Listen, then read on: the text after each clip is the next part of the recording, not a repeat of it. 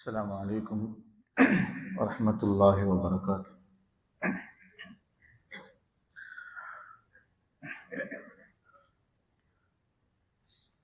نحمده ونصلي على رسوله الكريم أما بعد.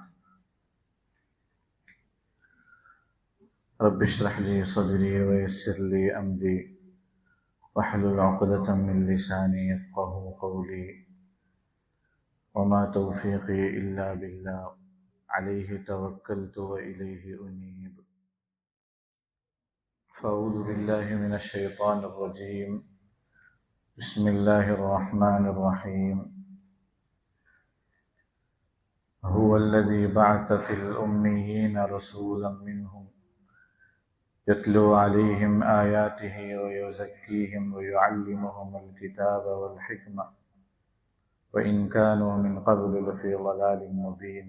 صدق الله العظيم.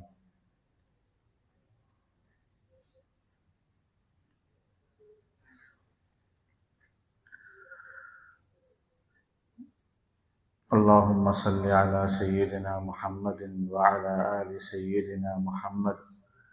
اللهم صل على سيدنا محمد وعلى آل سيدنا محمد. اللهم صل على سيدنا محمد وعلى آل سيدنا محمد وبارك وسلم عليه. ബഹുമാനമുള്ള സത്യവിശ്വാസികളെ, അല്ലാഹു സുബ്ഹാനഹു വ തആല നമ്മുടെ ഒരുമിച്ച് കൂടലിനെ ഖബൂലാക്കുമാറാകട്ടെ.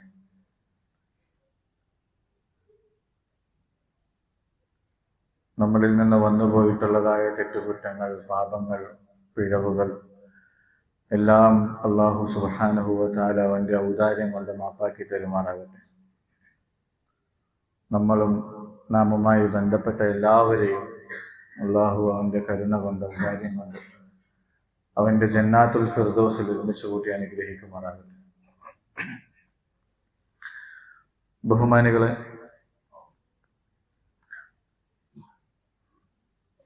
റസൂലുള്ളാഹി സ്വല്ലല്ലാഹു അലൈഹി വസല്ലമ തങ്ങളുടെ പരിശുദ്ധമായ സീറത്ത്, നിബിതങ്ങളുടെ പരിശുദ്ധമായ ചരിത്രം, അതാണ് നമുക്ക് പഠിക്കാനുള്ളത്. ശരിയായ രീതിയിൽ പറയുവാനും കേൾക്കുവാനും ഉൾക്കൊള്ളുവാനും അതിനനുസരിച്ച് നമ്മുടെ ജീവിതങ്ങളെ ആക്കി തീർക്കുവാനും അല്ലാഹു സുബ്ഹാനഹു വ തആല നമുക്ക് തൗഫീഖ് നൽകുമാറാകട്ടെ. റസൂലുള്ളാഹി സ്വല്ലല്ലാഹു അലൈഹി വസല്ലമ തങ്ങളെക്കുറിച്ച് ചർച്ച ചെയ്യുമ്പോൾ, അങ്ങനെ ഒരു മജ്ലിസിൽ ഇരിക്കുമ്പോൾ ആദ്യമായി നമ്മൾ ശ്രദ്ധിക്കേണ്ടത് അധികമായി റസൂലുള്ളാഹി സ്വല്ലല്ലാഹു അലൈഹി വസല്ലമ തങ്ങളുടെ മേൽ സ്വലാത്ത് ചൊല്ലുന്ന ഒരു ശീലം നമ്മൾ ഉണ്ടാക്കിയെടുക്കണം. നബിതങ്ങളുടെ പേര് ആവർത്തിച്ച് പറയപ്പെടുന്ന ഒരു സദസ്സാണ്. അത് അത്രയും അനുഗ്രഹീതമായ ഒരു സദസ്സാണ്. ആ അനുഗ്രഹങ്ങളിൽ ഭാഗവാക്കാകുന്നതിന് വേണ്ടി, നമുക്കും ഒരു ഓഹരി കിട്ടുന്നതിന് വേണ്ടി സ്വലാത്തിന്റെ ശീലം നമ്മൾ ഉണ്ടാക്കിയെടുക്കണം. അള്ളാഹു അമൽ ചെയ്യാൻ തൗഫീഖ് നൽകുമാറാകട്ടെ. ബഹുമാനികളെ, റസൂലുള്ളാഹി സ്വല്ലല്ലാഹു അലൈഹി വസല്ലമ തങ്ങളുടെ ചരിത്രത്തെ പറഞ്ഞു തുടങ്ങാൻ ഏറ്റവും എളുപ്പമായത് മഹാനായ ഇബ്രാഹിം നബി അലൈഹി സ്വലാത്തു വസ്സലാം മുതലാണ്. റസൂലുള്ളാഹി സ്വല്ലല്ലാഹു അലൈഹി വസല്ലമ തങ്ങളോട് ഒരു സഹാബി വന്നിട്ട് ചോദിക്കുകയുണ്ടായി, മാ കാന ബദഉ അംദിക യാ റസൂലല്ലാഹ്, അല്ലാഹുവിന്റെ റസൂലെ, അങ്ങയുടെ തുടക്കത്തെക്കുറിച്ച് ഒന്ന് പറഞ്ഞു തരാമോ?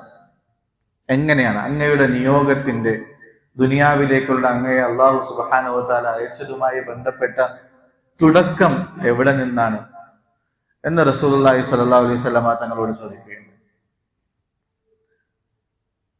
തങ്ങൾ സ്വല്ലല്ലാഹു അലൈഹി വസല്ലമ തങ്ങൾ 3 കാര്യങ്ങൾ മറുപടി പറഞ്ഞു. എന്റെ തുടക്കം ഞാൻ തന്നെ പറഞ്ഞു തരാം. അന ദഅവതു അബി ഇബ്രാഹിം വബശാറതു ഈസ വറുഇയ ഉമ്മി. 3 കാര്യങ്ങൾ റസൂലുള്ളാഹി സ്വല്ലല്ലാഹു അലൈഹി വസല്ലം തങ്ങൾ പറയുകയുണ്ടായി. എന്റെ തുടക്കം, ഒന്നാമതായി എന്റെ പിതാവായ, എന്റെ പിതാമഹനായ ഇബ്രാഹിം നബി അലൈഹി സ്വലാത്തു വസ്സലാമയുടെ ദുആയുടെ ഫലമാണ്. ഏതാണ് ആ ദുആ?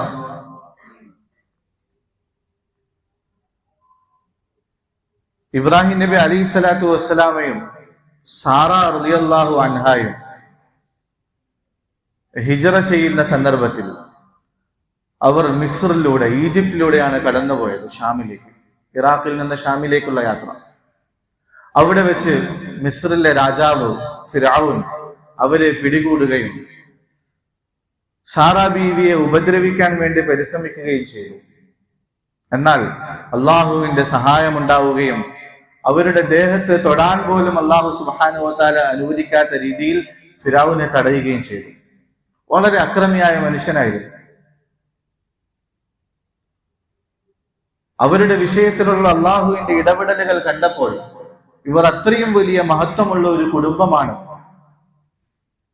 വലിയ മഹത്വവും ഔന്നിത്യവും ദൈവിക സഹായവുമുള്ള ഒരു കുടുംബമാണെന്ന് ഫിർഔന് മനസ്സിലാവുകയും താൻ ചെയ്തുപോയ തെറ്റിൽ, അല്ലെങ്കിൽ താൻ ഉദ്ദേശിച്ചതായ ആ ദുരുദ്ദേശത്തിൽ അയാൾ പശ്ചാത്തപിക്കുകയും ഒടുവിൽ തന്റെ മകളായ, മിസ്റിലെ രാജാവായ ഫിർഔനിന്റെ ഒരേ ഒരു മകളായ ഹാജർ റളിയല്ലാഹു അൻഹായെ ഇബ്രാഹിം നബി അലൈഹി സ്വലാത്തു വസ്സലാമിനെ സമ്മാനമായി നൽകുകയുണ്ടായി, വിവാഹം കഴിച്ചു കൊടുത്തു. ഹാജർ റളിയല്ലാഹു അൻഹ ഫിർഔനിന്റെ ഒരേ ഒരു മകളായ രാജകുമാരിയായി. എന്റെ മകൾ ഒരു കൊട്ടാരത്തിൽ രാജകുമാരിയായി ജീവിക്കുന്നതിനേക്കാളും എനിക്കിഷ്ടം ഈ മഹത്തുക്കളുടെ കുടുംബത്തിലെ ഒരു ജോലിക്കാരിയായി കഴിയുന്നതാണ്. അന്ന് ആ കാലഘട്ടത്തിലുള്ള ഒരു കാഴ്ചപ്പാടെന്ന് പറഞ്ഞാൽ, ഒരാൾക്കൊരു ഭാര്യയുണ്ട്, രണ്ടാമതൊരു ഭാര്യ എന്ന് പറയുന്നത് ഒന്നാമത്തെ ഭാര്യയുടെ ജോലിക്കാരി എന്ന ഒരു കാഴ്ചപ്പാടിലായിരുന്നു അവർക്ക് ജീവിക്കേണ്ടി വരിക. രണ്ടാമത്തെ ഭാര്യയ്ക്ക് ഒരു താഴ്ന്ന സ്ഥാനമാണ് ഉണ്ടായിരിക്കുന്നത്, അഥവാ ഒന്നാമത്തെ ഭാര്യയുടെ കീഴിലായിരിക്കും അവർ ജീവിക്കുന്നത്. അപ്പൊ സാറ എന്ന ഒരു ബീവി ഉണ്ടായിരിക്കെ, ഒരു ഭാര്യ ഉണ്ടായിരിക്കെ, രണ്ടാമതായിട്ട് തന്റെ മകളെ വിവാഹം കഴിച്ചു കൊടുത്താൽ ആ കാലഘട്ടത്തിലെ കാഴ്ചപ്പാടനുസരിച്ച് ഒരു ജോലിക്കാരിയാക്കി കൊടുക്കുകയാണ്. പക്ഷെ അത് ഉൾക്കൊള്ളാൻ അയാൾ തയ്യാറായി. ഈ ഉന്നതമായ മഹത്വമുള്ള ദൈവിക സഹായമുള്ള ഈ കുടുംബത്തിൽ ഒരു ജോലിക്കാരിയായി, അഥവാ രണ്ടാമത്തെ ഭാര്യയായി കഴിയുന്നത് എന്റെ മകൾ ഒരു കൊട്ടാരത്തിൽ രാജകുമാരിയായി കഴിയുന്നതിനേക്കാളും എനിക്ക് ഇഷ്ടമാണെന്ന് പറഞ്ഞു. അങ്ങനെ ഹാജറ റളിയല്ലാഹു അൻഹയെ ഇബ്രാഹിം നബിക്ക് വിവാഹം കഴിപ്പിച്ചു കൊടുത്തു. അതിൽ അല്ലാഹു സുബ്ഹാനഹു വ തആല ഇസ്മായിൽ എന്നൊരു മകനെ നൽകുകയുണ്ടായി. ഒടുവിൽ അള്ളാഹുവിന്റെ കൽപ്പന പ്രകാരം ഹാജറ റളിയല്ലാഹു അൻഹയെയും ഇസ്മായിൽ നബിയെയും മക്കയിൽ കൊണ്ടുവന്ന് താമസിപ്പിക്കുകയുണ്ടായി. തീർത്തും വിജനമായ സ്ഥലം, വെള്ളമില്ലാതെ ഭക്ഷണമില്ലാതെ ഒടുവിൽ ഹാജറ ബീവി നെട്ടോട്ടമോടിയതും ജിബ്രീൽ അലൈഹിസ്സലാത്തു വസ്സലാം വന്ന് തന്റെ കൊണ്ട് അടിക്കുകയും ആ കാബയുടെ പരിസരത്ത് നിന്നും സംസമിന്റെ ഉറവ പൊട്ടി പുറപ്പെടുകയും ഒക്കെ ചെയ്തു. അങ്ങനെ സമാധാനമായി സന്തോഷത്തോടുകൂടി സംസം വെള്ളം കുടിച്ചുകൊണ്ട് തന്റെ മകനെയും പരിപാലിച്ചുകൊണ്ട് ഹാജറ റളിയല്ലാഹു അൻഹ വിജനമായ പ്രദേശത്ത് താമസിക്കുകയാണ്. ഈ സമയത്താണ് യമനിൽ നിന്ന് ജുർഹും ഗോത്രം പലായനം ചെയ്ത് അതുവഴി പൊയ്ക്കൊണ്ടിരുന്നത്. ഇവിടെ മനസ്സിലാക്കാനുള്ള ഒരു കാര്യമുള്ളത്, അറേബ്യയുടെ ചരിത്രത്തെ കുറിച്ച് പറയുമ്പോൾ അറബികളെ സാധാരണ 3 വിഭാഗമായി വേർതിരിക്കാറുണ്ട് ചരിത്രത്തിൽ. ബാഇദ, ആരിബ, മുസ്തഅരിബ, 3 വിഭാഗമായിട്ട് അറബികളെ വേർതിരിക്കാറുണ്ട്. ബാഇദ എന്ന് പറഞ്ഞാൽ പണ്ട് കാലത്ത് കഴിഞ്ഞിരുന്നതായ അറേബ്യൻ വംശം, അഥവാ ആദ്, സമൂദ് പോലുള്ള നശിച്ച് നാമാവിശേഷമായി പോയ പഴയ അറബികൾ. ഇതൊരു വിഭാഗമായിട്ട് വേർതിരിക്കും. രണ്ടാമതായിട്ട് ആരിബ, അവരാണ് യമനിന്റെ പരിസരത്ത് താമസിച്ചിരുന്നതായ അറബികൾ. ഇന്ന് ഈ കാലഘട്ടത്തിൽ യഥാർത്ഥ അറബികൾ എന്ന് നമുക്ക് പറയാൻ സാധിക്കുന്നത് ആരിബ അഥവാ യമനിലെ അറബികളായിരുന്നു. മൂന്നാമത്തെ വിഭാഗമാണ് മുസ്തഅരിബ അഥവാ അറബി ഭാഷ സ്വീകരിച്ചതായ ആളുകൾ. ഇസ്മായിൽ നബി അലൈഹി സ്വലാത്തു വസ്സലാമിന്റെ സന്താന പരമ്പര. അവർ അറബികളായിരുന്നില്ല, ഇറാഖിൽ നിന്ന് വന്നവരായിരുന്നു. ഹാജറ ബീവിയും അറബി ആയിരുന്നില്ല. ഈ ജുർഹും ഗോത്രത്തിന്റെ കൂട്ടത്തിൽ അവർ ചേർന്ന് വളർന്നു. അങ്ങനെ അറബി ഭാഷ സ്വീകരിക്കുകയുണ്ടായി. അവിടെ നിന്നും മുമ്പോട്ട് വന്നതായ പരമ്പരകളെ മുസ്തഅരിബ എന്നറിയപ്പെടുകയുണ്ടായി. അപ്പൊ യമനിലുണ്ടായിരുന്ന ആരിബ അറബികളായ ആ വിഭാഗം, യമനിൽ ആ കാലഘട്ടത്തിൽ വലിയൊരു വരൾച്ചയുണ്ടായി. കുടിക്കാനൊന്നും വെള്ളമില്ലാതെ ആകെ ബുദ്ധിമുട്ടിലായി, പ്രയാസത്തിലായി. അവിടെ നിന്ന് ആളുകൾ ഇതര നാടുകളിലേക്ക് പലായനം ചെയ്യുകയുണ്ടായി. അങ്ങനെ പലായനം ചെയ്ത് കാബയുടെ പരിസരത്തു കൂടി കടന്നുപോയ വിഭാഗമായിരുന്നു ജുർഹും എന്ന് പറയുന്ന ഒരു ഗോത്രം. കാബയുടെ പരിസരത്ത് പക്ഷികൾ ഇങ്ങനെ പറക്കുന്നത് കാണുകയും ഇവിടെ വെള്ളമുണ്ടാകാനുള്ള സാധ്യതയുണ്ടെന്ന് മനസ്സിലാക്കി അന്വേഷിക്കുകയും അങ്ങനെ അവിടെ ഹാജറ റളിയല്ലാഹു അൻഹയും ഇസ്മായിൽ നബിയെയും കാണുകയുണ്ടായി. അവരോട് അനുവാദം ചോദിച്ചു അവിടെ താമസിക്കാനുള്ള. ഹാജറ റളിയല്ലാഹു അൻഹ ഒരു കൂട്ടിന് വേണ്ടി കാത്തിരിക്കുകയായിരുന്നു, അനുവാദം നൽകി. പക്ഷേ ഈ വെള്ളത്തിന്റെ ഉടമസ്ഥത എനിക്ക് മാത്രമായിരിക്കും എന്ന നിബന്ധന വെക്കുകയും ചെയ്തു.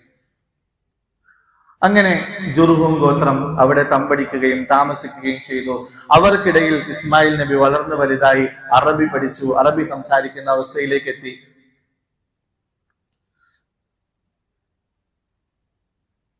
ഇബ്രാഹിം നബി സ്വപ്നം കാണുകയും ഇസ്മായിൽ നബി അറുക്കാൻ വരികയും ഒക്കെ സംഭവങ്ങൾക്കൊക്കെ ശേഷം പിന്നീട് ഒരിക്കൽ തന്റെ മകനെ കാണാൻ വേണ്ടി, വർഷങ്ങൾക്ക് ശേഷം തന്റെ മകനെ കാണാൻ വേണ്ടി ഇബ്രാഹിം നബി അലൈഹി സ്വലാത്തു വസ്സലാം മക്കയിലേക്ക് വന്നു. യാദൃശ്ചികമായിട്ട് ആ സമയത്ത് ഇസ്മായിൽ നബി വീട്ടിലുണ്ടായിരുന്നില്ല. ഇസ്മായിൽ നബിയുടെ വീട്ടിലേക്ക് എത്തി. ഭാര്യ ഉണ്ടായിരുന്നു. അവർ വന്ന്, വൃദ്ധനായ ഒരു മനുഷ്യൻ വന്നു, അവരെ സ്വീകരിച്ചു. ഇബ്രാഹിം നബി വീട്ടിന്റെ അവസ്ഥകളെ കുറിച്ചൊക്കെ ചോദിച്ചു. സുഖമാണോ? അൽഹംദുലില്ലാ, റാഹത്താണ്. ഒന്നുകൂടെ ചോദിച്ചു, എന്താണ് വീട്ടിന്റെ അവസ്ഥകൾ? അപ്പൊ ഒരുപാട് പരാതിയും പരിഭവവും വിഷമവും ഒക്കെ പറഞ്ഞു. ഭയങ്കര ബുദ്ധിമുട്ടാണ്, പ്രയാസമാണ്, കഷ്ടപ്പാടാണ്, പട്ടിണിയാണ്.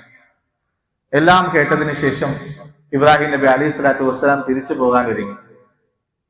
ആ സമയത്ത് മരുമകൾ ഭാര്യയോട്, ഇസ്മായിൽ നബിയുടെ ഭാര്യയോട് പറയുകയുണ്ടായി, ഞാൻ വന്നിരുന്നു എന്ന് ഇസ്മായിൽ നബി വരുമ്പോൾ പറയണം. അതിനോടൊപ്പം ഒരു കാര്യം കൂടി പറയണം, ഈ വീട്ടിന്റെ വാതിൽപ്പടി, കട്ടളപ്പടി ശരിയല്ല, അത് മാറ്റി വെക്കാൻ വേണ്ടി പറയണം. ഇബ്രാഹിം നബി പോയി. കുറെ നേരം കഴിഞ്ഞതിനു ശേഷം ഇസ്മായിൽ നബി വന്നു. വന്നപ്പോൾ തന്നെ ഇബ്രാഹിം നബി വന്നതിൻ്റെതായ ഒരു അവസ്ഥ അദ്ദേഹത്തിന് അനുഭവപ്പെട്ടു. പ്രവാചകന്റെ സാന്നിധ്യം. ഇവിടെ ആരെങ്കിലും വന്നിരുന്നോ? അതെ, ഇന്ന അടയാളമുള്ള ഒരാൾ വന്നിരുന്നു. ഇബ്രാഹിം നബി, ഇസ്മായിൽ നബിക്ക് മനസ്സിലായി ഇപ്പൊ വന്നിരുന്നു. അവസാനം അവർ പറഞ്ഞു, ഇങ്ങനെ ഒരു കാര്യം കൂടി പറഞ്ഞു കേട്ടോ എന്ന്. ആ വൃദ്ധനായ മനുഷ്യൻ വീടിന്റെ കട്ടളപ്പടി മാറ്റിവെക്കാൻ വേണ്ടി പറഞ്ഞു. ഇസ്മായിൽ നബിക്ക് മനസ്സിലായി ഈ ഭാര്യ താങ്കളുടെ ഭാവിക്ക് ശരിയായതല്ല, അതുകൊണ്ട് ഈ ഭാര്യയെ ഒഴിവാക്കണമെന്നാണ് ഇബ്രാഹിം നബി സൂചിപ്പിച്ചിട്ട് പോയത്. കാരണം എന്താണ്? പ്രവാചകന്റെ കുടുംബം ഇങ്ങനെയുള്ള പരിഭവങ്ങൾ, പരാതികളുള്ള ജീവിതം ഒരിക്കലും അങ്ങനെ പാടില്ല. എല്ലാം അള്ളാഹുവിൽ സമർപ്പിച്ച് ഉള്ളതെന്താണോ അതിൽ തൃപ്തിപ്പെട്ട് നന്ദിയുടെ സംസാരം, നന്ദിയുടെ ചിന്ത, നന്ദിയുടെ ജീവിതം, അതാണ് ഒരു മുഅ്മിനെ സംബന്ധിച്ചിടത്തോളം അനിവാര്യമായത്. അത് നമ്മളും പഠിക്കേണ്ട ഒരു യാഥാർത്ഥ്യമാണ് ജീവിതത്തിൽ. സാധാരണ നിലയിൽ പൊതുവെ മലയാളികളുടെ ഒരു ശൈലി, ഒരു ശീലത്തെ കുറിച്ച് പറയാറുണ്ട്. സുഖമാണോ എന്ന് മലയാളിയോട് ചോദിച്ചു കഴിഞ്ഞാൽ, ഓ എന്ത് പറയാൻ, ഇങ്ങനെയൊക്കെ പോണം. എത്ര അനുഗ്രഹങ്ങൾ നമുക്ക് അള്ളാഹു നൽകിയിട്ടുണ്ടോ അതിലേക്ക് ഒന്നും നോക്കാതെ ചില താൽക്കാലികമായ, സാന്ദർഭികമായ ചില പ്രയാസങ്ങൾ മാത്രം മുന്നിൽ വെച്ചുകൊണ്ട് നന്ദികേടിന്റെ സംസാരമായിരിക്കും നമ്മൾക്ക് ഉണ്ടാകുന്നത്. ഇത് പൊതുവെ മലയാളികളുടെ ഒരു സംസ്കാരമായി, ഒരു ശൈലിയായി, ഒരു മോശമായ ശീലമായി കണക്കാക്കപ്പെടുന്നത്. ആരെന്ത് ചോദിച്ചു കഴിഞ്ഞാലും സുഖമാണോ? അൽഹംദുലില്ലാ, വളരെ സന്തോഷം, വലിയ റാഹത്ത്. അള്ളാഹുവിന്റെ അനുഗ്രഹങ്ങളെ മുന്നിൽ വെച്ചുകൊണ്ട് നമ്മൾ മറുപടി പറയാൻ തയ്യാറാണ്. നമ്മളുടെ മറുപടി കേൾക്കുന്ന അയാൾക്ക് എന്തെങ്കിലും വിഷമം ഉണ്ടെങ്കിൽ അയാൾക്ക് ആ വിഷമം മാറി സന്തോഷം ഉണ്ടാവും. ഇത് സന്തോഷമുള്ള മനുഷ്യൻ നമ്മുടെ മറുപടി കേൾക്കുമ്പോൾ അയാൾക്കും കൂടെ വിഷമം ഉണ്ടായിരിക്കും. ആ രീതിയിലായിരിക്കും നമ്മുടെ മറുപടി. അപ്പൊ നന്ദിയുള്ള ഒരു ജീവിതം, ഒരു പെരുമാറ്റം ആയിരിക്കണം. നമ്മുടെ വിഷമങ്ങളും പ്രയാസങ്ങളും പരിഭവങ്ങളും എല്ലാം മനസ്സിന്റെ ഉള്ളിൽ ഒളിപ്പിച്ചു വെച്ച് അള്ളാഹുവിനോട് മാത്രം പറയണം. ഇന്നമാ അശ്കു ബസ്സി വഹുസ്നി ഇലല്ലാഹ്. ഞാനെല്ലാം അള്ളാഹുവിലേക്ക് മാത്രമാണ് പറയുന്നത്. ആരുടെയും മുമ്പിൽ സമർപ്പിക്കേണ്ട, ആരുടെയും മുമ്പിൽ പ്രകടിപ്പിക്കേണ്ട ഒരു ആവശ്യവുമില്ല. അപ്പൊ ഇതൊരു പ്രവാചകന്റെ ഭാര്യയ്ക്ക് യോജിച്ച ഒരു സ്വഭാവമല്ല. അതുകൊണ്ട് ഒഴിവാക്കണമെന്നായിരുന്നു ഇസ്മായിൽ നബിയോട് ഇബ്രാഹിം നബി നിർദ്ദേശിച്ചതെന്ന് മനസ്സിലായി ആ ഭാര്യയെ തലാഖ് ചെയ്തു. വേറൊരാളെ വിവാഹം കഴിച്ചു.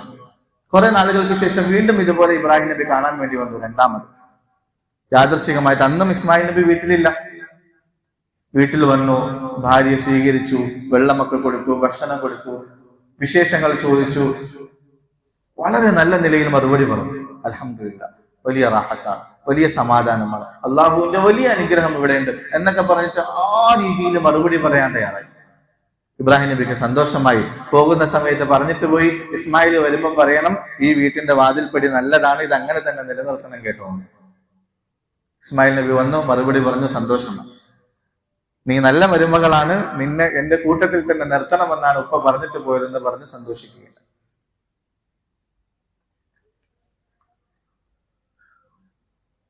മൂന്നാമത് കുറെ നാളുകൾക്ക് ശേഷം വീണ്ടും ഇബ്രാഹിം നബി അലൈഹി സ്വലാത്തു വസ്സലാം മക്കയിലേക്ക് വന്നു. തന്റെ മകനെ വിളിച്ചു. ഒരു മരച്ചുവട്ടിൽ കിടന്നുറങ്ങുകയായിരുന്നു ഇസ്മായിൽ നബി. ഇസ്മായിൽ നബിയെ വിളിച്ചു കൊണ്ടുപോയിട്ട് സംസാരിച്ചു. അള്ളാഹു എന്നോട് കൽപ്പിച്ചിരിക്കുകയാണ്, ഇവിടെ അള്ളാഹുവിന്റെ കഅബ പണിയണമെന്ന്. അങ്ങനെ രണ്ടുപേരും കൂടി വാപ്പാക്ക് വലിയ ഖിദ്മത്ത് ചെയ്തുകൊണ്ട് എല്ലാത്തിനും തയ്യാറായി. കൂട്ടത്തിൽ കൂടി ഇബ്രാഹിം നബിയും ഇസ്മായിൽ നബിയും കൂടി പരിശുദ്ധമായ കഅബ പണിയുകയുണ്ടായി. കൽപ്പന കൊടുത്തത് അള്ളാഹുവാണ്, പണിയുന്നത് പരിശുദ്ധമായ കഅബയാണ്. അത് പണിയുന്നതായ ആളുകൾ മഹാന്മാരായ രണ്ട് പ്രവാചകന്മാരാണ്. ഇത്ര വലിയൊരു സേവനം അവർ നിർവഹിച്ചതിന് ശേഷവും അള്ളാഹുവിനോട് ദുആ ചെയ്യുകയുണ്ടായി, അള്ളാഹുവെ ഈ ഒരു സേവനത്തെ നീ കബൂലാക്കണേ അല്ലാഹ്. ഈ സംഭവത്തെ പരിശുദ്ധമായ ഖുർആനിൽ അല്ലാഹു സൂചിപ്പിക്കുന്നുണ്ട്. ഇബ്രാഹിമും ഇസ്മായിലും അലൈഹി വസ്സലാത്തു വസ്സലാം ചേർന്ന് പരിശുദ്ധമായ കഅബ പണിഞ്ഞതിന് ശേഷം അവർ പറയുകയുണ്ടായി, ദുആ ചെയ്യുകയുണ്ടായി, റബ്ബന തഖബ്ബൽ മിന്നാ ഇന്നക അൻതസ് സമീഉൽ അലീം. അല്ലാഹുവേ ഈ സേവനം നീ സ്വീകരിക്കണേ അല്ലാഹ്. അപ്പോൾ എത്ര വലിയ നന്മയാണ് നമ്മൾ ചെയ്തതെങ്കിൽ പോലും, എത്ര വലിയ ഇബാദത്താണ് നമ്മൾ നിർവഹിച്ചതെങ്കിൽ പോലും, എത്ര വലിയ ദീനിന്റെ സേവനങ്ങളാണ് നമ്മൾ ചെയ്യുന്നതെങ്കിൽ പോലും അത് സ്വീകരിക്കുമെന്ന് നമുക്ക് എന്തുറപ്പാണുള്ളത്? വലിയ ഖിദ്മത്ത് ചെയ്തു എന്ന് കരുതി സമാധാനപ്പെട്ടിരിക്കാൻ നമുക്ക് ഒരിക്കലും സാധിക്കുകയില്ല. അത് അള്ളാഹു സ്വീകരിച്ചു എന്നറിയണമല്ലോ. അതുകൊണ്ട് വിനയാന്വിതനായി എന്ത് വലിയ സേവനങ്ങൾ ചെയ്യാൻ, എത്ര വലിയ ഖിദ്മത്തുകൾ ദീനിന്റെ വിഷയത്തിൽ ചെയ്യാൻ സാധിച്ചാലും വിനയത്തോടുകൂടി അള്ളാഹുവിനോട് കാണുകയെന്ന് കരഞ്ഞ് ദുആ ചെയ്യണം എന്ന് പഠിപ്പിക്കുകയാണ് ഇബ്രാഹിം നബിയുടെ സംഭവത്തിലൂടെ. ഇബ്രാഹിം എന്ന ആ പ്രവാചകൻ പോലും അള്ളാഹുവിനോട് ദുആ ചെയ്യുകയുണ്ട്, അള്ളാഹുവേ ഞാനിത് ചെയ്തു എന്നത് ശരി തന്നെയാണ്, പക്ഷെ ഇത് സ്വീകരിക്കേണ്ടത് നിന്റെ ഉത്തരവാദിത്തമാണ്. അള്ളാഹുവേ നിന്റെ കരുണ കൊണ്ട്, ഔദാര്യം കൊണ്ട് നീ ഇത് സ്വീകരിക്കണേ.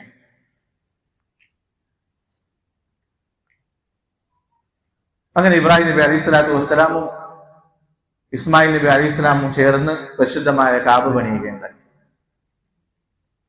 ഈ സന്ദർഭത്തിൽ രണ്ടാമതായിട്ട് ഇബ്രാഹിം നബി അലൈഹി സ്വലാത്തു വസ്സലാം ചെയ്ത ദുആയാണ്, റബ്ബന വബ്അസ് ഫീഹിം റസൂലൻ മിൻഹും. അല്ലാഹുവേ ഇത്ര വലിയൊരു ഖിദ്മത്ത് ചെയ്തിട്ട് അള്ളാഹുവിൻ ആ സന്തോഷത്തിൽ, അള്ളാഹു വലിയ സന്തോഷത്തിലായിരിക്കുമല്ലോ, എത്ര വലിയ ഖിദ്മത്തല്ലേ ചെയ്തത്.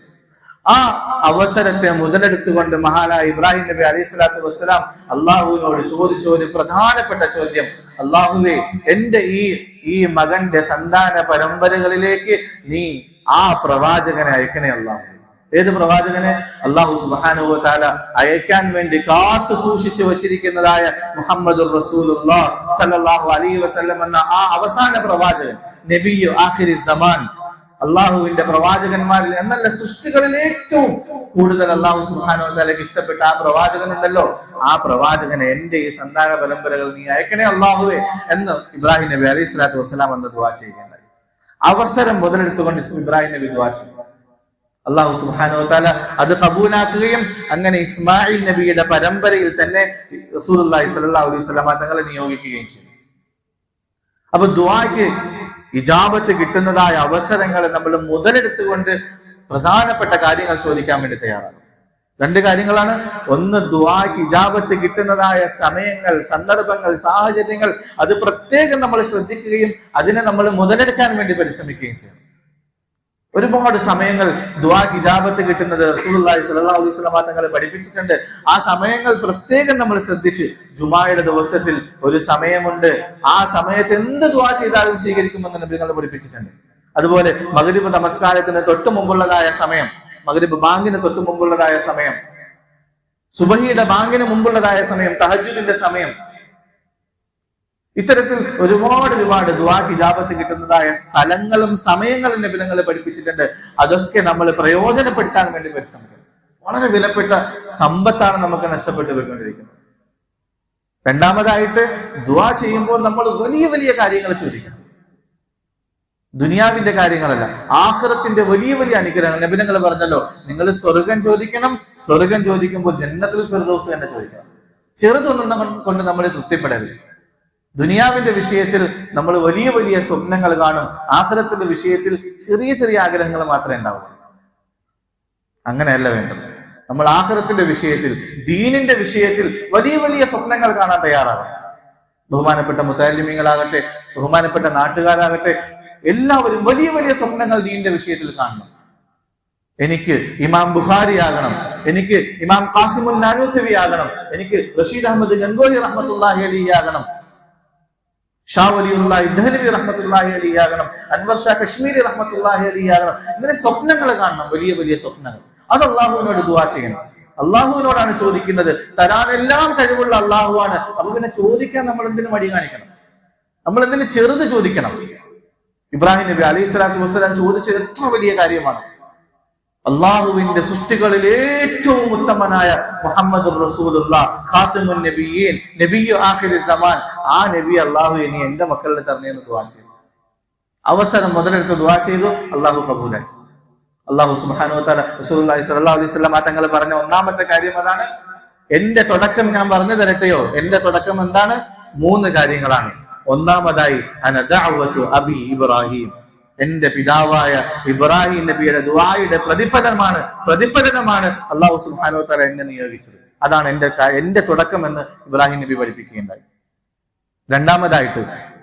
രണ്ടാമത്തെ വിഷയം വബശാറത്തു ഈസ, എന്റെ തുടക്കത്തിന്റെ രണ്ടാമത്തെ സ്റ്റെപ്പ് മഹാനായ ഈസാ നബി അലൈഹി സ്വലാത്തു വസ്സലാമിന്റെ സന്തോഷ വാർത്തയാണ്. എല്ലാ പ്രവാചകന്മാരും ലോകത്തേക്ക് വന്നിട്ട് റസൂലുള്ളാഹി സ്വല്ലല്ലാഹു അലൈഹി വസല്ലമ തങ്ങളുടെ ആഗമനത്തെ കുറിച്ച് ഇങ്ങനെയൊരു പ്രവാചകൻ, അവസാന പ്രവാചകൻ വരാനുണ്ട് കേട്ടോ എന്ന് പഠിപ്പിക്കുകയുണ്ടായി. ഹദീസിലൂടെ വരുന്നുണ്ട്, ഓരോ പ്രവാചകന്മാർക്കും അല്ലാഹു സുബ്ഹാനഹു വ തആല 2 ദൗത്യങ്ങളും കൊടുത്തിട്ടാണ് ദുനിയാവിലേക്ക് അയച്ചത്. പ്രധാനമായ അവരുടെ നിയോഗ ലക്ഷ്യം 2 കാര്യങ്ങളാണ്. ഒന്ന്, നിങ്ങൾ ദുനിയാവിലേക്ക് പോയിട്ട് എന്നെ പരിചയപ്പെടുത്തി കൊടുക്കുക, അള്ളാഹുവിനെ കുറിച്ച് പരിചയപ്പെടുത്തി കൊടുക്കുക.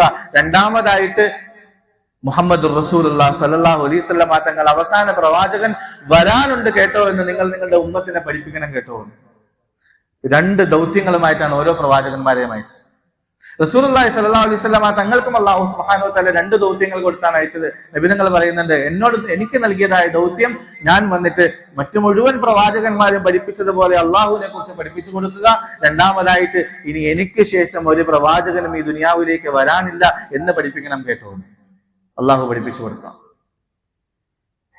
ആകാശ ലോകത്ത് വെച്ച് മുഴുവൻ പ്രവാചകന്മാരെയും ഒരുമിച്ച് കൂട്ടിയിട്ട് അല്ലാഹു സുബ്ഹാനഹു വ തആല ആ പ്രവാചകന്മാരോട് ഒരു കരാറ് ചെയ്തതിനെ കുറിച്ച് പരിശുദ്ധമായ ഖുർആൻ പറയുന്നുണ്ട്. വഇദ ഖദല്ലാഹു മീസാഖൻ നബിയ്യീന ലമാ ആതൈതുകും മിൻ കിതാബിൻ വഹിക്മത്തിൻ, അല്ലാഹു സുബ്ഹാനഹു വ തആല മുഴുവൻ പ്രവാചകന്മാരെ ഒരുമിച്ച് കൂട്ടിയിട്ട് അവരോട് ചെയ്ത കരാറാണ്, നിങ്ങൾ എല്ലാവരും നിങ്ങളുടെ സമുദായങ്ങളിലേക്ക് പോയിട്ട് ഈ പ്രവാചകനെ കുറിച്ച് പഠിപ്പിച്ചു കൊടുക്കണം. മുഹമ്മദുർ റസൂലുള്ളാഹി സ്വല്ലല്ലാഹു അലൈഹി വസല്ലം തങ്ങൾ വരാനുണ്ട് എന്ന് ഓരോ സമൂഹത്തെയും നിങ്ങൾ പഠിപ്പിക്കണം കേട്ടോ.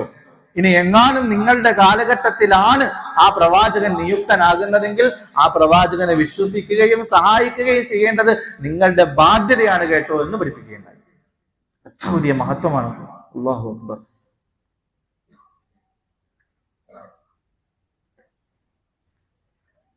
മഹാനായ ഈസാ നബി അലൈഹി സ്വലാത്തു വസ്സലാമിനെ കുറിച്ച് പ്രസിദ്ധമായ ഖുർആനിൽ സൂറത്ത് സഫിൽ അള്ളാഹു പറയുന്നുണ്ട്, ഈസാ നബി അലൈഹി സ്വലാത്തു വസ്സലാം വന്നിട്ട് തന്റെ സമൂഹത്തെ പഠിപ്പിച്ചു കൊടുക്കുകയുണ്ടായി. അഹ്മദ്, ഞാൻ വന്നത് എനിക്ക് മുമ്പുള്ളതായ മുഴുവൻ ഗ്രന്ഥങ്ങളെയും വാസ്തവീകരിച്ചുകൊണ്ടാണ്, അള്ളാഹുവിന്റെ മുഴുവൻ കൽപ്പനകളെയും സമ്മതിച്ചുകൊണ്ടാണ് ഞാൻ വന്നത്. രണ്ടാമതായിട്ട് എന്റെ ദൗത്യം എന്താണെന്ന് അറിയുമോ? മുബശ്ശിറൻ ബിറസൂലിൻ യഅതി മിൻ ബഅദി ഇസ്മുഹു അഹ്മദ്, എനിക്ക് ശേഷം വരാനിരിക്കുന്ന അഹ്മദ് എന്ന പേരുള്ള ഒരു പ്രവാചകന്റെ സന്തോഷ വാർത്തയുമായിട്ടാണ് ഞാൻ വന്നിരിക്കുന്നത്. എനിക്ക് ശേഷം ഒരു പ്രവാചകൻ വരാനുണ്ട്, അദ്ദേഹത്തിന്റെ പേര് അഹ്മദ് എന്നായിരിക്കും എന്ന് ഈസാ നബി അലൈഹി സ്വലാത്തു വസ്സലാം പഠിപ്പിക്കുകയുണ്ടായി. അഹ്മദും മുഹമ്മദും റസൂലുള്ളാഹി സ്വല്ലല്ലാഹു അലൈഹി വസല്ലം തങ്ങളുടെ 2 പേരുകളാണ്. ഇന്നലി ഇൻദല്ലാഹി അശ്റതു അസ്മാ, അല്ലാഹു സുബ്ഹാനഹു വ തആല എനിക്ക് 10 പേരുകൾ നൽകിയിട്ടുണ്ട്. അന മുഹമ്മദ് വ അഹ്മദ് വ മാഹി വ ഹാഷിർ വ ആഖിബ് വ ഫാത്തിഹ് വ അബുൽ ഖാസിം വ യാസീൻ സല്ലല്ലാഹു അലൈഹി വസല്ലം. അല്ലാഹു എനിക്ക് ഈ 10 പേരുകൾ നൽകിയിട്ടുണ്ടെന്ന് നബികൾ പഠിപ്പിക്കുകയുണ്ടായി. ആ പേര് വെച്ചുകൊണ്ടാണ് ഈസാ നബി അലൈഹി സ്വലാത്തു വസ്സലാം പറഞ്ഞത് മുബശ്ശിറൻ ബിറസൂലിൻ യഅതി, എനിക്ക് ശേഷം വരുന്ന ഒരു പ്രവാചകൻ, എനിക്ക് ശേഷം വരുന്ന ഒരു പ്രവാചകൻ. ഇന്നും വികലമാക്കപ്പെട്ടതിനു ശേഷവും കൈകടത്തലുകൾക്ക് ശേഷവും ഇന്നും ലോകത്ത് ബൈബിൾ എന്ന പേരിൽ അറിയപ്പെടുന്നതായ ഗ്രന്ഥത്തിൽ, തൗറാത്ത് ഇഞ്ചീൽ എന്ന പേരിൽ അറിയപ്പെടുന്നതായ ഗ്രന്ഥത്തിൽ ഈ സന്തോഷ വാർത്തകൾ ഇന്നും ബാക്കിയുണ്ട്. ബഷാറത്തു ഈസാ നബി അലൈഹി സ്വലാത്തു വസ്സലാം പലതവണ പറഞ്ഞിട്ടുണ്ട്, ഞാൻ പോകാൻ പോവുകയാണ്, ഞാൻ പോയാലേ അദ്ദേഹം വരികയുള്ളൂ. ആ പ്രവാചകൻ വന്നു കഴിഞ്ഞാൽ സകല നന്മകളെയും കുറിച്ച് നിങ്ങളെ പഠിപ്പിച്ചു തരും, മുഴുവൻ തിന്മകളിൽ നിന്നും നിങ്ങളെ തടയുന്നതാണ്. ഇത്തരത്തിൽ ഫാറാൻ പർവ്വതത്തിൽ നിന്ന് ഉദിച്ചുയരുന്നതായ ഫാറഖലീത്ത് എന്ന പ്രവാചകനെ കുറിച്ച് മഹാനായ ഈസാ നബി അലൈഹി സ്വലാത്തു വസ്സലാം തന്റെ സമൂഹത്തിന് സന്തോഷ വാർത്ത അറിയിച്ചിട്ടാണ് പോയത്. അതാണ് റസൂലുള്ളാഹി സ്വല്ലല്ലാഹു അലൈഹി വസല്ലം തങ്ങൾ പറഞ്ഞത്, ഉബശാറത്തു ഈസാ, എന്റെ കാര്യത്തിൽ രണ്ടാമത്തേത്, എന്റെ തുടക്കത്തിൽ രണ്ടാമത്തെ സ്റ്റെപ്പ് ഈസാ നബി അലൈഹി സ്വലാത്തു വസ്സലാമിന്റെ സന്തോഷ വാർത്തയാണ്. സൽമാൻ അൽ ഫാരിസി റളിയല്ലാഹു അൻഹു സംഭവം നമ്മളൊക്കെ കേട്ടിട്ടുള്ളതാണ്. അദ്ദേഹം 200 വർഷത്തിൽ കൂടുതൽ ജീവിച്ച സഹാബിയാണ്. ഒരുപാട് ക്രിസ്തീയ പുരോഹിതന്മാർ, യഹൂദി പണ്ഡിതന്മാർ അവരുടെയൊക്കെ സേവനത്തിലായിട്ട് ഹിദ്മത്തിലായിട്ട് കഴിഞ്ഞു വന്ന മനുഷ്യനാണ്. അവസാനം ഒരു ക്രിസ്തീയ പുരോഹിതന്റെ അടുക്കലായിരുന്നു അദ്ദേഹം ഖിദ്മത്തിലായിട്ട് കഴിഞ്ഞുകൂടിയത്. അദ്ദേഹം മരിക്കാറായപ്പോൾ സൽമാൻ അൽ ഫാരിസി റളിയല്ലാഹു അൻഹു ചോദിച്ചു, മഹാനവറുകളെ, അങ്ങ് മരണപ്പെട്ടു പോയി കഴിഞ്ഞാൽ ഇനി ഞാൻ ആരുടെ അടുക്കലാണ് അഭയം തേടുന്നത്? അദ്ദേഹം പറയുന്നതായിട്ട് കിതാബുകളിൽ കാണാൻ സാധിക്കും, ഈ ലോകത്ത് നന്മയുടെ പ്രകാശങ്ങളെല്ലാം അണഞ്ഞു പോയതായിട്ട് ഞാൻ മനസ്സിലാക്കുന്നു. ഇനി സത്യത്തിന്റെ പ്രകാശങ്ങളൊന്നും ഇവിടെ എനിക്ക് കാണാൻ സാധിക്കുന്നില്ല. എന്നാൽ ഞാൻ നിനക്കൊരു കാര്യം പറഞ്ഞു തരാം. വേദഗ്രന്ഥങ്ങളിൽ പറയപ്പെട്ടതനുസരിച്ച് അവസാന പ്രവാചകൻ വരാനുണ്ട്. ആ പ്രവാചകൻ വരാനുള്ള സമയം അടുത്തതായിട്ട് ഞാൻ മനസ്സിലാക്കുന്നു. അദ്ദേഹത്തെ നീ പോയി കാണുകയും അന്വേഷിച്ച് കണ്ടെത്തുകയും അദ്ദേഹത്തിൽ വിശ്വസിക്കുകയും അദ്ദേഹത്തിന്റെ ഖിദ്മത്തിലായിട്ട് സേവനത്തിലായിട്ട് കഴിയുകയും ചെയ്യണം. സൽമാൻ അൽ ഫാരിസി റളിയല്ലാഹു അൻഹു ചോദിക്കുന്നുണ്ട്, അദ്ദേഹത്തിന്റെ അടയാളം എന്താണ്, പറഞ്ഞു തരിക. 3 അടയാളങ്ങൾ പറഞ്ഞു കൊടുത്തു. ഒന്നാമതായി, അദ്ദേഹം സദഖ സ്വീകരിക്കുന്ന മനുഷ്യനല്ല. രണ്ടാമതായി, ഹദിയ സ്വീകരിക്കുന്ന ആളാണ്. മൂന്നാമതായി, അദ്ദേഹത്തിന്റെ ചുമലിൽ നുബുവത്തിന്റെ അടയാളം ഉണ്ടായിരിക്കും, ഖാത്തിമുൻ നബിയീൻ എന്നുള്ള അടയാളം ഉണ്ടായിരിക്കും, നുബുവത്തിന്റെ മുദ്ര ഉണ്ടായിരിക്കും. ഈ 3 അടയാളങ്ങൾ നീ കണ്ടാൽ അദ്ദേഹത്തെ സ്വീകരിക്കണം, അദ്ദേഹത്തെ വിശ്വസിക്കണമെന്ന് പറഞ്ഞു കൊടുക്കുകയുണ്ടായി. ഈസാ നബി അലൈഹി സ്വലാത്തു വസ്സലാം ഇഞ്ചീലിലൂടെ നൽകിയതായ സന്തോഷ വാർത്തകളിൽ നിന്ന്, ബഷാറത്തുകളിൽ നിന്ന് മനസ്സിലാക്കിയിട്ടാണ് ആ പുരോഹിതൻ പറഞ്ഞത്. ഇതുപോലുള്ള ഒരുപാട് സംഭവങ്ങൾ റസൂലുള്ളാഹി സ്വല്ലല്ലാഹു അലൈഹി വസല്ലം തങ്ങളുടെ ആഗമനത്തെ കുറിച്ചു മുൻ വേദഗ്രന്ഥങ്ങളിൽ നിന്നും മനസ്സിലാക്കി ആ വേദ പണ്ഡിതന്മാരൊക്കെ നബിതങ്ങളെ കാത്തിരുന്നതിന്റെ 100 സംഭവങ്ങളുണ്ട്. ബഷാറത്തു ഈസാ നബി മാത്രമല്ല, ഒരു ഹദീസിലൂടെ റസൂലുള്ളാഹി സ്വല്ലല്ലാഹു അലൈഹി വസല്ലം തങ്ങൾ പറയുകയുണ്ടായി, ഈസാ ആഖിറു മൻ ബശറനി, എന്നെ കുറിച്ച് അവസാനമായി സന്തോഷ വാർത്ത അറിയിച്ചിട്ട് പോയ ആള് ഈസാ നബി അലൈഹി സ്വലാത്തു വസ്സലാമാണ്. അഥവാ മുഴുവൻ പ്രവാചകന്മാരും, ലോകത്തേക്ക് വന്ന മുഴുവൻ പ്രവാചകന്മാരുടെയും മുഴുവൻ വേദഗ്രന്ഥങ്ങളുടെയും ഒരു പ്രധാനപ്പെട്ട ചർച്ചാ വിഷയമായിരുന്നു മുഹമ്മദ് റസൂലുള്ളാഹി സ്വല്ലല്ലാഹു അലൈഹി വസല്ലം. ഒരു വലിയ ചർച്ചാ വിഷയം തന്നെയായിരുന്നു. അവസാനമായി അല്ലാഹു സുബ്ഹാനഹു വ തആല നിയോഗിക്കാനിരിക്കുന്ന ആ പ്രവാചകൻ എന്ന് പറഞ്ഞ വേദഗ്രന്ഥങ്ങളിലൊക്കെ ചർച്ച ചെയ്യുന്നുണ്ട്. പല പേരുകൾ നൽകി ചർച്ച ചെയ്യുന്നുണ്ട്. അപ്പൊ രണ്ടാമത്തെ വിഷയം ബഷാറത്തു ഈസാ അലൈഹി സ്വലാത്തു വസ്സലാമിന്റെ സന്തോഷ വാർത്തയുടെ ഫലമായിട്ടാണ് ഞാൻ ഇവിടെ നിയോഗിക്കപ്പെട്ടത്. മൂന്നാമതായി വറുഇയ ഉമ്മി, എന്റെ ഉമ്മായുടെ സ്വപ്നമാണ്. ഹീന ഹമലത് ബി, അവരെന്നെ ഗർഭം ധരിച്ചിരിക്കുന്ന സമയത്ത്, എന്നെ പ്രസവിക്കാൻ എടുത്ത സമയത്ത്, അന്നഹു ഖറജ മിൻഹാ നൂറുൻ അളാഅത് ലഹു ഖുസൂറുശ് ശാം, എന്നെ പ്രസവിക്കുന്നതായ സമയത്ത് അവരുടെ ശരീരത്തിൽ നിന്നും ഒരു പ്രകാശം ഇങ്ങനെ ഉയർന്നു വരികയും ആ പ്രകാശത്തിന്റെ ഉള്ളിലൂടെ ഷാമിലെ കെട്ടിടങ്ങൾ, ഷാമിലെ കൊട്ടാരങ്ങൾ തെളിഞ്ഞു കാണുകയും ചെയ്തു എന്ന് പറയുകയുണ്ടായി. എന്തായിരുന്നു അതിലൂടെ ഒരു സൂചനയാണ്, ഈ മകൻ ഒരു സാധാരണ മകനല്ല, ആമിനാക്ക് ജനിക്കുന്നതായ ആ മകൻ ഒരു സാധാരണ മകനായിരിക്കുകയില്ല. ആ മകൻ ഒരു വിപ്ലവകാരിയായി മാറും. അദ്ദേഹത്തിന്റെ ദീന് ലോകം മുഴുവനും വ്യാപിക്കുകയും അതങ്ങ് ഷാം വരെ എത്തുകയും ഷാമിന്റെ കോട്ടകൊത്തളങ്ങളൊക്കെയും അദ്ദേഹത്തിന്റെ ദീനിന്റെ കീഴിൽ വരികയും എന്ന സൂചനയായിരുന്നു ആമിന ബീവിക്ക് അള്ളാഹു സുബ്ഹാനഹു വ തആല കാണിച്ചു കൊടുത്തതായ അത്ഭുതം. വറുഇയ ഉമ്മി, മൂന്നാമതായി എന്റെ കാര്യം എന്റെ ഉമ്മ കണ്ട സ്വപ്നമാണ്. എന്റെ ഉമ്മ കണ്ട സ്വപ്നമാണ്. ചുരുക്കത്തിൽ പറഞ്ഞു വന്നത്, റസൂലുള്ളാഹി സ്വല്ലല്ലാഹു അലൈഹി വസല്ലമ തങ്ങളോട് സഹാബി ചോദിക്കുകയുണ്ടായി, അങ്ങയുടെ നിയോഗത്തിന്റെ തുടക്കം എന്തായിരുന്നു? അതിന് മറുപടിയായി നബി തങ്ങൾ പറഞ്ഞതാണ്, എന്റെ കാര്യത്തിന്റെ തുടക്കം 3 കാര്യങ്ങളാണ്. ഒന്ന്, എന്റെ അനദഅവതു അബി ഇബ്രാഹിം, എന്റെ പിതാവായ ഇബ്രാഹിം നബിയുടെ ദുആയുടെ ഫലമായിട്ടാണ് ഞാൻ ഉണ്ടായത്. രണ്ടാമതായി ബശാറത്തു ഈസാ അലൈഹിസ്സലാത്തു വസ്സലാമിന്റെ സന്തോഷ വാർത്തയുടെ ഫലമായിട്ടാണ്. മൂന്നാമതായി വറുഇയ ഉമ്മി, എന്റെ ഉമ്മ എന്നെ പ്രസവിക്കുന്ന സമയത്ത് കണ്ട സ്വപ്നത്തിന്റെ ആ ഒരു അത്ഭുതത്തിന്റെ ഫലമായിട്ടാണ് ഞാൻ ഉണ്ടായത്.